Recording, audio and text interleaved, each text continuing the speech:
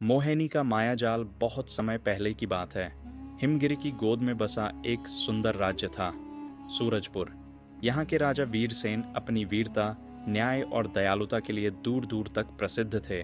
प्रजा उन्हें देवता समान पूजती थी। उनके राज्य में कोई दुखी नहीं था। खेत सोना उगलते थे, व्यापार फलता फूलता था और हर ओर सुख शांति का वास था। परंतु सुख देखकर राक्षसी शक्तियां भी ईर्ष्या करती हैं। एक मायाविनी राक्षसी थी, मोहिनी। वह रूप बदलकर राजाओं को अपने जाल में फंसाती और उनका राज्य नष्ट कर देती। जब उसे वीरसेन के राज्य की समृद्धि का समाचार मिला तो उसके भीतर लोभ की ज्वाला भड़क उठी। माया का जाल बुनना। एक रात्रि जब पूरा राज्य चांदनी रात में डूबा था, मोहिनी ने एक अद्भुत रूप धारण किया। उसके केश काले बादलों से घने थे, आंखें चंद्रमा जैसी चमकती और स्वर ऐसा जैसे वीणा के तार। वह राजमहल के उद्यान में आ बैठी और मधुर स्वर में गाने लगी। हे राजन, जागो, सुनो मेरी पुकार, मधुर प्रेम का गीत सुनाओ संसार।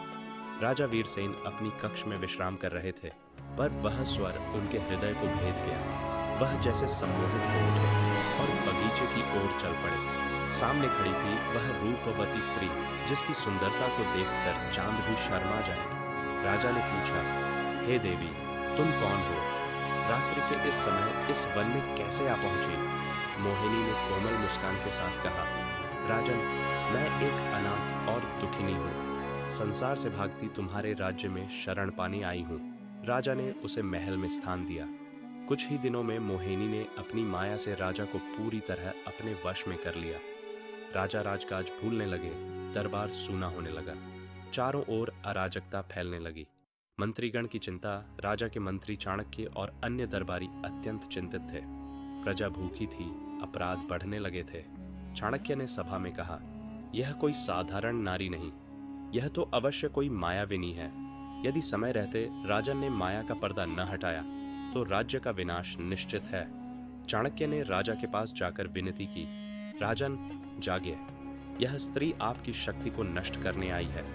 आप सच्चे वीर हैं, अपनी आंखों से सच को पहचानिए। देवी की कृपा। राजा के भीतर भी कहीं एक आवाज उठी।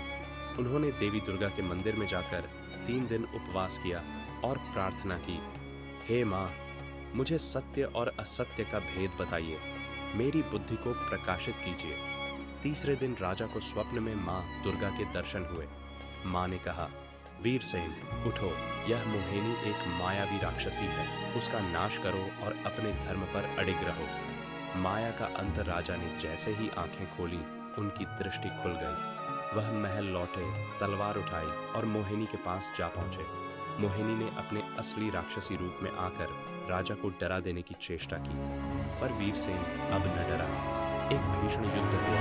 अंत में वीरसेन ने अपनी तलवार से मोहिनी का मायाजाल काट डाला और उसका वध कर दिया। राज्य की पुण्य खुशहाली। मोहिनी के अंत के साथ ही अंधकार छंट गया। प्रजा फिर सुखी हो गई। राजा ने प्रजा से क्षमा मांगी और वचन दिया, अब मैं सदा धर्म, सत्य और न्याय के पथ पर ही चलूंगा, किसी भी मायाजाल में न फंसूंगा। राज्य फिर से समृद्ध हुआ और वीरसेन का यश चतुर्दिक फैल गया।